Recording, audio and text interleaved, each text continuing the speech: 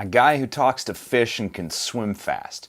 It's kind of a lame choice for a superhero, right? Wrong. And people are suddenly just figuring this out now. Why? Because the Aquaman movie looks dope now? Well, step into my bathyscaphe, Magikarp lovers. Aquaman isn't just dope now, he's always been dope. You just haven't been paying attention. But don't take it from me, take it from facts.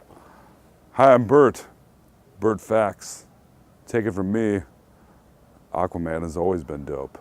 Hi, I'm Dan Umpton. Let me hit you with a countdown of reasons why Aquaman has always been dope. This is the Doomcast.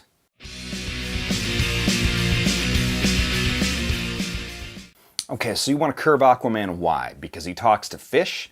Alright, cool. I'm going to need you to keep that same energy and listen. Because the darkest place on Earth, that's where he chills. Imagine the grossest, most terrifying predators that live on the planet Earth, that have only ever known darkness, that feed on unsuspecting flesh. That's his crew. Those are his friends. And he lives in the roughest neighborhood on the planet Earth, and he's friends with all the dudes that run the block. He's the king of that block. The thing that humanity has feared the most since the dawn of time, the ocean, that's where he frickin' lives. And he rules it, not just in part, but the whole fear puddle. Martian Manhunter comes from space. So does Superman. Space is scary too, that's great, but did you live in the space ocean? No. Are you the king of the space ocean? Bitch? No, then get your ass behind Aquaman. What the hell is a Batman? What can he do? He's a rich guy that can do crunches and read a bunch of Sherlock Holmes as a child? That's great. Aquaman's tissues are denser than a Thomas Pynchon novel to let him survive crushing pressures at impossible depths. So not only can he breathe underwater, his freaking skin is basically bulletproof. Not basically, is. His muscles let him punch like a charging aquatic rhinoceros that has nothing but bars in these hands for you. Batman, you got no sauce. His eyes and his ears perceive sounds and light better than any human being, at least half as well as a Kryptonian, for the same reasons, because he grew up in a place where all the sound and the light was filtered by hundreds of millions of gallons of liquid water. And yeah, he can't fly, but if you can swim at hypersonic speed, and you think this dude can't jump over like one goddamn building, much less like a whole 2 or 3 cities, you're kidding yourself. He's got a trident that's made up of some sort of mystic witch metal bullshit that does all sorts of impossible magic shit,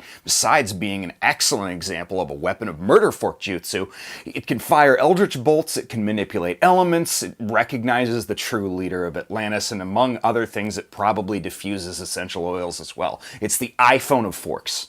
And Aquaman does not talk to fish, he's telepathic, so he gives subtle suggestions to creatures with lesser brains, like aquatics and amphibians and reptiles even, things that he wants to make do their bidding, because guess what? Aquaman is the king of the ocean. He's the king, and you better bow down and recognize, because the dude is a magic orange walking telepathic submarine Hobie. Pull up, come strapped. Submitted for your consideration. He's the dopest character in Injustice, don't argue with me, that's a fact. Combos hitting you with a trident, throwing your ass across the screen. His ultimate attack, your ass gets shot! Literally nobody else has an ultimate attack that's hardly that cool, because he's the only one with the shark, and the Green Lantern has a ring that can do anything. But it didn't make a shark. Outrageous! As a recurring character on Batman the Brave and the Bold, a bearded, boisterous Aquaman is easily the very best part. Brave and the Bold is definitely classic silly DC at its very best, and he's not even a slouch in that either. The sitcom version of Aquaman's life with Mera is one of the comedic achievements of the show. You can pick your super friends or you can pick your nose, but if you're Peter David's Aquaman, you can't actually do either. After having a fight with Lobo, of all beings, and getting his arm gnawed off by piranhas, long story, Aquaman entered what is now regarded as his Captain Hook phase, when he attached a frickin' hook harpoon to his arm and swam around all long-haired and bearded, not unlike the current Momoa portrayal in Justice League. And from the very start, Aquaman has always been a central figure in the Justice League, from the Gardner Fox days to Grant Morrison's storied run with old Hookhand Aquaman and beyond. He's always a benevolent monarch, and he's able to relate very well to others in the League, like Clark and Diana and John, all of whom are outsiders who've lived or have lived between 2 civilizations. But of the founding members of the Justice League, Arthur Curry is still the only head of state, and he's the only, well, the second most powerful telepath on the team, probably, next to John. And if you doubt his power, well, Imagine what he was like if he wasn't so benevolent and just decided to go full-on dick. In Flashpoint, a world without the Flash is also a world without the Justice League, and a world in which Diana's Themyscira and Orin/Arthur's Atlantis are at total war. Atlantis here is a fully martial state, and Arthur is the absolute monarch and military ruler. His power is so substantial that he actually drowned the entire continent of Europe in a battle with Diana. And although he meets a warrior's end in the end of the comic and the animated version, you can bet that this is probably one of the most powerful and most badass versions of the character in existence.